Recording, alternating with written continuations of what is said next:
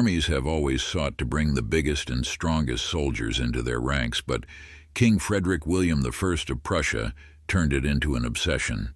In the early 18th century, the military-loving monarch tried to assemble the tallest troops in Europe into an elite regiment nicknamed the Potsdam Giants. Though they never saw combat, these enormous grenadiers grew to become the most impressive collection of big men this side of a pro basketball team.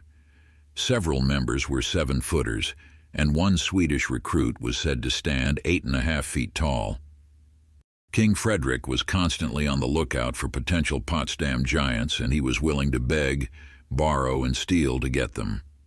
He spent a fortune hiring outsized mercenaries and buying tall soldiers off other militaries, and instructed his agents to Shanghai exceptionally tall civilians and conscript them into the unit. In a bizarre attempt to breed future recruits, he even compelled his largest troops to marry and have children with tall women. King Frederick derived great joy from the giants. He was known to have them march through his bedroom to cheer him up when he was ill, but they were also a significant drain on royal coffers. After he died in 1740, his son disbanded the unit and used the savings to fund 4 additional regiments of normal-sized soldiers.